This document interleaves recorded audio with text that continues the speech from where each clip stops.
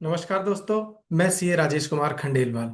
इस वीडियो में मैं आपके साथ जीएसटी काउंसिल की जो 56th मीटिंग हुई है उसमें जीएसटी काउंसिल ने जो रिकमेंडेशन दिए हैं उनको मैं डिस्कस करने वाला हूं। जीएसटी काउंसिल ने इस मीटिंग में mainly rate of GST goods पर और सर्विसेज पर उनमें अमेंडमेंट करने का प्रपोजल दिया है। इस मीटिंग की सबसे खास बात यह है कि जीएसटी के दो रेट 12% और 28% दोनों को खत्म किए जाने का प्रपोजल है। अभी जीएसटी काउंसिल की जो मीटिंग हुई है उसमें रिकमेंडेशन दिए गए हैं और एक नया रेट लेके आने का प्रपोजल है और वो रेट होगा 40%। अब इस जीएसटी काउंसिल में यह बताया गया है कि जहां तक सर्विसेज पर जीएसटी रेट चेंज करने की बात है वो रेट 22 सितंबर 2025 से एप्लीकेबल हो जाएंगे। नोटिफिकेशन आएगा लेकिन डेट पहले ही फाइनल कर दी, 22 सितंबर 2025।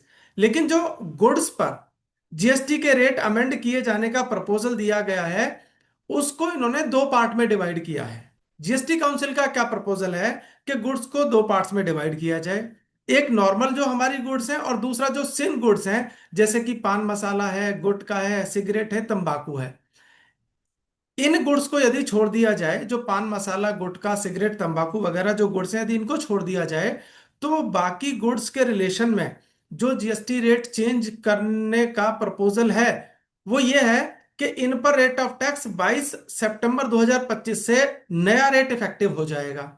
और जो ये पान मसाला, गुटखा, सिगरेट वगैरह हैं, इन पर जो जीएसटी का रेट है वो आने वाले टाइम में धीरे धीरे चेंज होगा। और एक और इंपॉर्टेंट बात इस जीएसटी काउंसिल की यह रही है कि कंपनसेशन सेस को खत्म कर दिए जाने का भी प्रपोजल है, क्योंकि जिन आइटम पर 28% जीएसटी एप्लीकेबल हो रहा था उन पर कंपनसेशन सेस भी है। जब कंपनसेशन सेस खत्म हो जाएगा तो उन गुड्स पर जो 28 में है, अब 28 में रहने वाली नहीं है, वो 40% में पहुंच जाएंगी। उनमें से कुछ 18% में आ जाएंगी, कुछ 5% में आ जाएंगी, तो उन पर कंपनसेशन सेस एप्लीकेबल नहीं होगा। लेकिन जो ये पान मसाला, गुटखा, सिगरेट, तंबाकू आदि जो प्रोडक्ट हैं इन पर अभी वही वाला रेट कंटिन्यू रहेगा 22 सितंबर के बाद भी, और कंपनसेशन सेस भी कंटिन्यू रहेगा। जो गुड्स हैं और सर्विसेज हैं उनके लिए इन्होंने अनेक्चर्स दिए हुए हैं। एचएसएन वाइज भी बताया गया है कि किस गुड्स पर क्या रेट एप्लीकेबल होने वाला है, किस सर्विस पर क्या रेट एप्लीकेबल होने वाला है। इसके साथ साथ सेक्टर वाइज भी एनालिसिस किया गया है। जो डेली कॉमन यूज की गुड्स हैं उन पर रेट ऑफ टैक्स को जितना कम हो सकता था कम किए जाने की कोशिश की। या तो रेट ऑफ टैक्स को निल कर दिया गया है या 5% तक रखा गया है। इसके अलावा कुछ और भी इंपॉर्टेंट अमेंडमेंट्स किए जाने का प्रपोजल है जो जीएसटी काउंसिल ने दिया है। एक और प्रपोजल दिया है जीएसटी काउंसिल ने, रिकमेंडेशन दी है जनवरी 2025 में। स्पेसिफाइड प्रेमिसेस की डेफिनेशन को अमेंड किया गया था और यह बताया गया था कि स्पेसिफाइड प्रेमिसेस कौन से होंगे। एक क्वेश्चन अराइज हुआ था, जो स्टैंड एलोन रेस्टोरेंट हैं क्या वो अपने आप को स्पेसिफाइड प्रेमिसेस के रूप में डिक्लेयर कर सकते हैं और रेस्टोरेंट के केस में 18% का रेट ऑफ टैक्स अप्लाई कर सकते हैं। एक कंफ्यूजन अराइज हो रहा था, तो जीएसटी काउंसिल ने रिकमेंडेशन दिया है नहीं, जो स्टैंड एलोन रेस्टोरेंट हैं वो अपने आप को स्पेसिफाइड प्रेमिसेस के रूप में डिक्लेयर नहीं कर सकते हैं, इसलिए उनकी आउटवर्ड सप्लाई पर जो जीएसटी का रेट है वो 18% अप्लाई नहीं होगा। इसी प्रकार से जो लॉटरी है और इसके अलावा कुछ और भी चीजें हैं उनके वैल्यूएशन के मैकेनिज्म में चेंज आएगा, क्योंकि जो लॉटरी है उस पर रेट ऑफ टैक्स 28% है प्रेजेंट में। प्रपोजल क्या है, 40% किए जाने का प्रपोजल है उस पर। तो उसका वैल्यूएशन कैसे होगा, इसके लिए वैल्यूएशन रूल में भी अमेंड किए जाने का रिकमेंडेशन दिया है। और जो तंबाकू, पान मसाला, सिगरेट, गुटखा ऐसी जो गुड्स हैं उन पर, क्योंकि अब कंपनसेशन सेस को खत्म किए जाने का प्रपोजल है और उन पर जो रेट ऑफ जीएसटी होगा जब भी फाइनल होगा तो वो 40% होगा। अब ये 40% जो टैक्स है इसकी कैलकुलेशन कैसे होगी, इसके लिए बताया गया है कि रिटेल सेल प्राइस होगा, उसके बेसिस पर जीएसटी कैलकुलेट किया जाएगा। अब वो रिटेल सेल प्राइस क्या होगा, कैसे उसका डिटर्मिनेशन होगा, इसके बारे में भी टाइम आने पर रूल बनाए जाएंगे, और उसकी कैलकुलेशन कैसे होगी टैक्स की, उसका वैल्यूएशन कैसे होगा, इसके लिए भी जीएसटी काउंसिल ने रिकमेंडेशन किया है कि जो वैल्यूएशन रूल हैं उनमें भी अमेंडमेंट किया जाए। जो सबसे इंपॉर्टेंट जरूरत थी टैक्स पेयर की और टैक्स प्रोफेशनल की, कि जी स्टैट कब से ऑपरेशनल होगा, तो यहां पर जीएसटी काउंसिल की जो ये प्रेस रिलीज आई है इसमें लिखा गया है कि जो जी स्टैट है वो सितंबर से ऑपरेशन में आ जाएगा, और दिसंबर से अपील की हियरिंग स्टार्ट हो जाएगी, और अपील फाइल करने की लास्ट डेट क्या होगी उन केसेस में जहां ऑलरेडी फर्स्ट अपील अपना ऑर्डर दे चुकी है।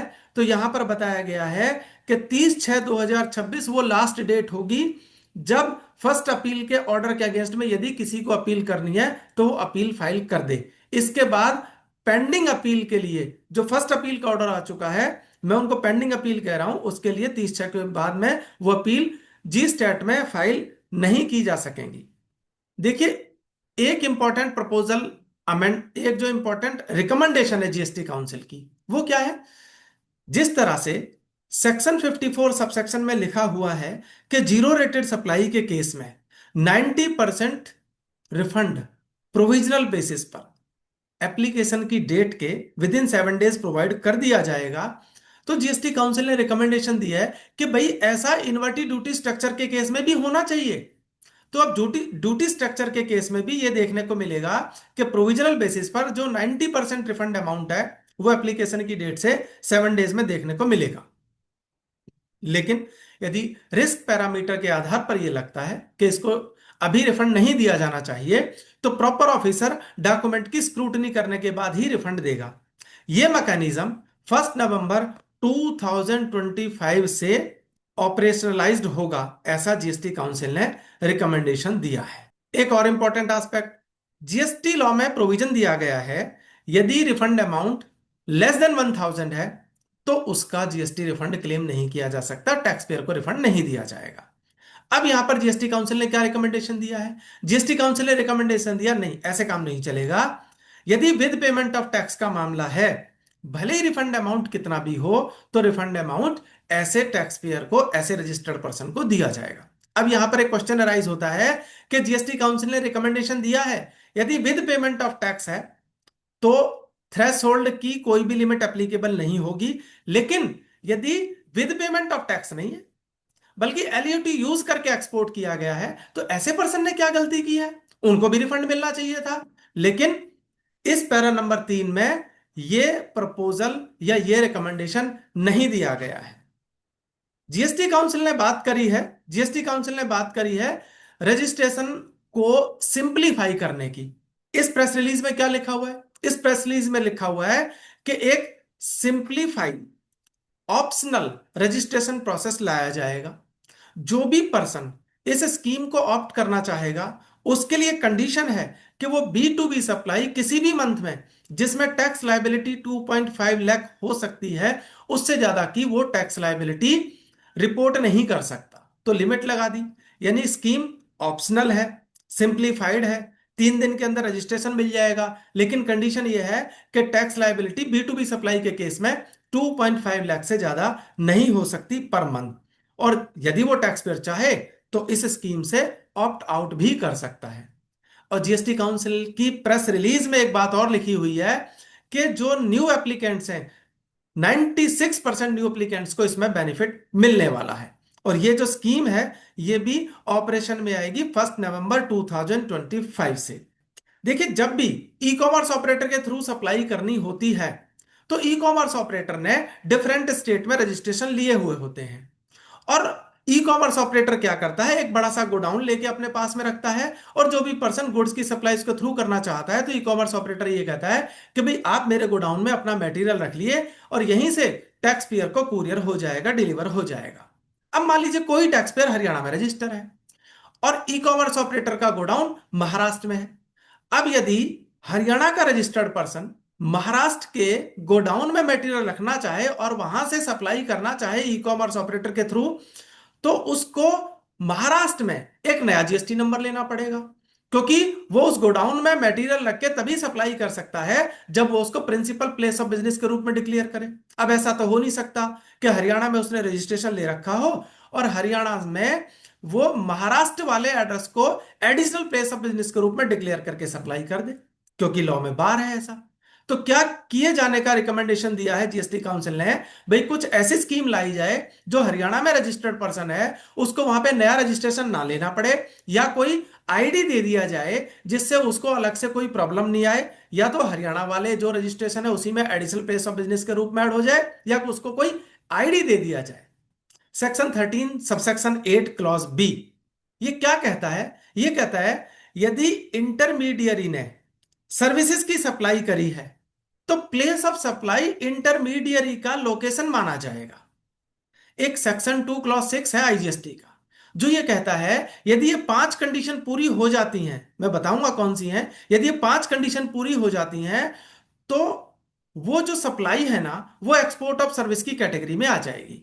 अब मान लीजिए दो पर्सन है और दो पर्सन आपस में एक गुड्स का सप्लायर है एक गुड्स का रिसिपिएंट है। मैं आपको बताने की कोशिश कर रहा हूं कि इंटरमीडियरी की डेफिनेशन क्या है। सेक्शन 2 क्लॉज 13 में बताया गया है कि इंटरमीडियरी की डेफिनेशन क्या है। इंटरमीडियरी एक ऐसा पर्सन होता है जो दो पर्सन को मिलाने का काम करता है। एक सप्लायर है एक रिसिपिएंट है, यदि ये दोनों पर्सन मिल जाते हैं तो उसकी इनकम कंफर्म हो जाती है, उसे कमीशन मिलता है। ये तो हुआ इंटरमीडियरी। अब section 13 subsection 8 IGST clause B वो क्या कहता है? वो ये कहता है कि इंटरमीडियरी के केस में जो प्लेस ऑफ सप्लाई होगा वो इंटरमीडियरी की लोकेशन होगा। अब मान लीजिए इंडिया में एक पर्सन है, उसने एक इंडिया वाले को या आउट ऑफ इंडिया वाले को या दोनों आउट ऑफ इंडिया वालों को मिलाया हो सकता है। अब मान लीजिए दोनों आउट ऑफ इंडिया वाले हैं जिनको मिलाया और उसको फॉरेन करेंसी में इनकम हो गई। यदि मैं सेक्शन 2 क्लॉज 6 की पांचों कंडीशन देखूं तो जो कंडीशन नंबर 3 है वो क्या कहती है? Place of supply outside India होना चाहिए। लेकिन इंटरमीडिएट के केस में क्या होता है? प्लेस ऑफ सप्लाई तो लोकेशन ऑफ सप्लायर होता है। अब जिस पर्सन ने आउट ऑफ इंडिया के दोनों पर्सन को मिलाया वो तो इंडिया में है, अब उसको भले ही फॉरेन करेंसी में पैसा मिला हो, प्लेस ऑफ सप्लाई इंडिया हो गई। जब प्लेस ऑफ सप्लाई इंडिया हो गई तो ये क्या हुआ? ये एक्सपोर्ट ऑफ सर्विस नहीं बना। अब क्या किया गया? सेक्शन 13 सबसेक्शन 8 क्लॉज बी को डिलीट किए जाने का रिकमेंडेशन दिया जीएसटी काउंसिल ने। और जैसे ये डिलीट हो जाएगा तो प्लेस ऑफ सप्लाई किससे डिसाइड होगी? प्लेस ऑफ सप्लाई डिसाइड होगी सेक्शन 13 क्लॉज 2 के अकॉर्डिंग। और सेक्शन 13 क्लॉज 2 क्या कहता है? प्लेस ऑफ सप्लाई जो रिसिपिएंट का लोकेशन है, मैं जनरल बात कर रहा हूं, प्लेस ऑफ सप्लाई जो रिसिपिएंट का लोकेशन है वो होगा। अब वही पर्सन जो इंडिया में बैठा हुआ है जिसको कमीशन मिला है जिसने दो लोगों को मिलाया है, अब ये क्योंकि 13(8)(b) को डिलीट किए जाने का प्रपोजल है तो अब ये जो प्लेस ऑफ सप्लाई होगी उसका अपना लोकेशन नहीं होगी, बल्कि ये तो जो रिसिपिएंट है दोनों में से जिसने सर्विस ली है वो उसका प्लेस ऑफ सप्लाई बन जाएगा। जैसे ही वो उसका प्लेस ऑफ सप्लाई बनेगा तो सेक्शन 2 क्लॉज 6 की पांचों कंडीशन सेटिस्फाई हो जाएंगी इंक्लूडिंग कंडीशन नंबर 3। तो ये क्या हो गया? ये एक्सपोर्ट ऑफ सर्विस हो गया और अब इस पर जीएसटी पे नहीं करना, चाहे तो वैलिड यूज करके सर्विसेज की सप्लाई कर सकता है या फिर वो with payment of tax IGST पे करके सर्विसेज की सप्लाई करता है। अब इसका एक हम दूसरा पहलू देखते हैं। मान लीजिए मैं इंडिया में हूं, मैंने किसी इंटरमीडियरी की सर्विसेज ली और वो इंटरमीडियरी कहां है? वो आउट ऑफ इंडिया है। मैं उसे कमीशन प्रोवाइड करता हूं, क्योंकि अभी तक section 13 clause 8 sorry section 13 subsection 8 clause B के अकॉर्डिंग अभी तक क्या हो रहा था? क्योंकि इंटरमीडियरी का place of supply outside India था तो ये मेरे लिए इंपोर्ट ऑफ सर्विस नहीं बन रही थी, लेकिन अब ये डिलीट कर दिया। तो क्या हो गया? डिलीट किए जाने का प्रपोजल है तो इससे क्या हुआ? ये आ गया सेक्शन 13 सबसेक्शन 2 के according place of supply determined होगा। अब प्लेस ऑफ सप्लाई कहां हुआ? मैं इंडिया में हूं, मैं रेसिपिएंट हूं, तो प्लेस ऑफ सप्लाई यहां पे हो गया। अगर मैं इंपोर्ट ऑफ सर्विसेज की कंडीशन देखूं तो इंपोर्ट ऑफ सर्विसेज की तीनों कंडीशन सेटिस्फाई हो रही हैं। सप्लायर आउटसाइड इंडिया है, रिसिपिएंट इंडिया में है और प्लेस ऑफ सप्लाई भी इंडिया है। इंपोर्ट ऑफ सर्विस हो गई और इंपोर्ट ऑफ सर्विसेज के केस में आईजीएसटी पे करना बनता है। और ये जो अमेंडमेंट है ना ये लॉ के अंदर अमेंडमेंट है, ये 22 सितंबर से एप्लीकेबल होने वाला नहीं है। जब भी एक्ट बनेगा, एक्ट में अमेंडमेंट करना जरूरी है, तभी ये अमेंडमेंट एप्लीकेबल होगा। इसी प्रकार से बहुत इंपॉर्टेंट अमेंडमेंट जो प्रपोज्ड किया है जीएसटी काउंसिल ने, वो सेक्शन 15 और सेक्शन 34 में है। देखिए सेक्शन 15 सबसेक्शन 3 क्लॉज बी, वो क्या कहता है? वो ये कहता है यदि किसी सप्लायर ने अपना आउटपुट टैक्स कम करना है डिस्काउंट के रेफरेंस में, तो तीन कंडीशन सेटिस्फाई करनी है। नंबर वन, उसने सप्लाई से पहले या सप्लाई के टाइम पे एग्रीमेंट कर लिया हो। नंबर टू, जो डिस्काउंट दिया जा रहा है वो किसी इनवाइस से लिंक करता हो, क्रेडिट नोट जो दिया जा रहा है वो किसी इनवाइस से लिंक करता हो। नंबर थ्री, जो रिसिपिएंट है उसने इनपुट टैक्स क्रेडिट कम कर दिया हो। अगर इनपुट टैक्स क्रेडिट कम नहीं किया तो सप्लायर अपना आउटपुट टैक्स कम नहीं कर सकता था। अब प्रपोजल क्या दिया गया कि भाई ऑनलाइन सारी चीजें हैं, 1 फरवरी 2019 से सेक्शन 34 में डेबिट नोट क्रेडिट नोट की लिंकिंग को डीलिंक कर दिया गया था। लिंकिंग किससे? इनवाइस से लिंक किए जाने का जो एक्ट बना था उसको डीलिंक कर दिया था। तो सेक्शन 15 सबसेक्शन 3 क्लॉज बी में इसको रखने की क्या जरूरत थी? तो एक तो जीएसटी काउंसिल ने रिकमेंडेशन दिया है कि सेक्शन 15 सबसेक्शन 3 क्लॉज बी को अमेंड किया जाए। और अमेंड करने के बाद में क्या किया जाए कि वहां पर कोई सप्लाई पहले हो रही है बाद में हो रही है, एग्रीमेंट है नहीं है, इससे कोई लेना देना नहीं है। तो एक तो ये प्रपोजल है, रिकमेंडेशन है जीएसटी काउंसिल का। दूसरा क्या रिकमेंडेशन दिया जीएसटी काउंसिल ने कि इस कंडीशन को सेक्शन 34 में भी लाया जाए। सेक्शन 34 में आज की डेट में टोटल तीन कंडीशन बनती है, या तो टैक्सेबल वैल्यू, या टैक्स चार्ज जो किया है वो ज्यादा कर लिया, या गुड्स रिटर्न हो गई, और या फिर सप्लाई जो है वो डेफिशिएंट पाई गई है। इन तीन केसेस में जो सप्लायर है वो क्रेडिट नोट रेज कर सकता है। अब एक कंडीशन और इंसर्ट किए जाने का प्रपोजल है। यदि सेक्शन 15 सबसेक्शन 3 क्लॉज बी के अकॉर्डिंग कोई डिस्काउंट दिया जा रहा है तो उसके रेफरेंस में क्रेडिट नोट जारी किया जाएगा। इसका रिकमेंडेशन जीएसटी काउंसिल ने दिया है कि इसका प्रोविजन सेक्शन 34 में भी लाया जाए। तो सेक्शन 34 को इस तरह से अमेंड किए जाने का रिकमेंडेशन जीएसटी काउंसिल ने दिया है।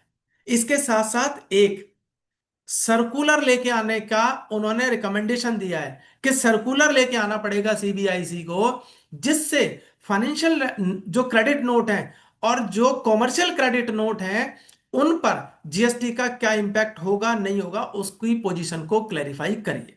तीन पॉइंट दिए गए हैं आपके सामने। पहला पॉइंट यह कहता है यदि जीएसटी का क्रेडिट नोट नहीं है, मतलब कि फाइनेंशियल क्रेडिट नोट है या कॉमर्शियल क्रेडिट नोट, यदि सप्लायर ने इशू कर दिया तो उससे सप्लायर का आउटपुट टैक्स कम नहीं होता। जब सप्लायर का आउटपुट टैक्स कम नहीं होगा तो रिसिपिएंट का इनपुट टैक्स क्रेडिट भी कम नहीं होगा। जीएसटी काउंसिल ने ऐसा रिकमेंडेशन दिया है कि सीबीआईसी ऐसा सर्कुलर लेके आए।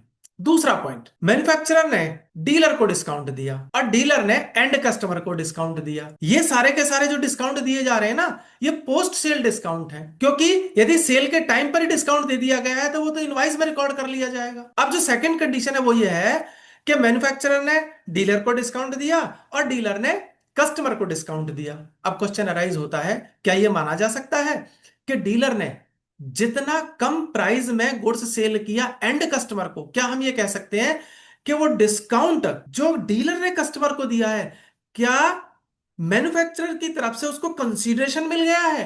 क्योंकि मैन्युफैक्चरर ने उसको डिस्काउंट दिया है। अगर मैन्युफैक्चरर का एंड कस्टमर के साथ कोई कॉन्ट्रैक्ट है तो ऐसा माना जा सकता है कि ये कस्टमर की तरफ से मैन्युफैक्चरर द्वारा दिया गया कंसीडरेशन है। लेकिन यदि कोई ऐसा मैन्युफैक्चरर और एंड कस्टमर के बीच में कॉन्ट्रैक्ट नहीं है तो ये एडिशनल कंसीडरेशन या कंसीडरेशन का पार्ट नहीं माना जाएगा। क्यों नहीं माना जाएगा?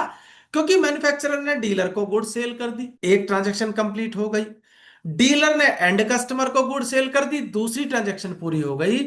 तो जीएसटी काउंसिल ने रिकमेंडेशन दिया है कि भाई आप इस पोजीशन को क्लैरिफाई करिए कि यहां पर पोस्ट सेल जो डिस्काउंट दिया जा रहा है उस पर जीएसटी एप्लीकेबल है या नहीं है। और ये जो पोस्ट सेल डिस्काउंट है ना, ये प्योरली कॉमर्शियल और फाइनेंशियल क्रेडिट नोट है, जीएसटी वाले क्रेडिट नोट नहीं है। क्योंकि जीएसटी वाला यदि क्रेडिट नोट रेज किया जाएगा तो नेचुरल बात है आउटपुट टैक्स भी कम होगा और रिसिपिएंट का आईटीसी भी कम होगा। और थर्ड एक बात इन्होंने और करी, यदि पोस्ट सेल डिस्काउंट दिया जा रहा है, यदि पोस्ट सेल डिस्काउंट दिया जा रहा है और उस पोस्ट सेल डिस्काउंट को किसी एक्टिविटी के साथ लिंक किया जा सके, मान लीजिए मैन्युफैक्चरर ने डीलर को कहा आप मार्केटिंग की सर्विस प्रोवाइड करें, आप आफ्टर सेल सर्विस प्रोवाइड करें, आप एडवर्टीजमेंट कंपेनिंग चलाएं। यदि इस टाइप की डीलर सर्विस दे रहा है और इस बात को ध्यान में रखते हुए मैन्युफैक्चरर ने डीलर को डिस्काउंट दिया है, भले ही वो फाइनेंशियल और कॉमर्शियल क्रेडिट नोट के रूप में हो, तो यहां पर डीलर को एक इनवाइस रेज करना पड़ेगा और जो डिस्काउंट है ना, वो उस इनवाइस के लिए कंसीडरेशन का काम करेगा। तो इस केस में तो जीएसटी एप्लीकेबल होना चाहिए।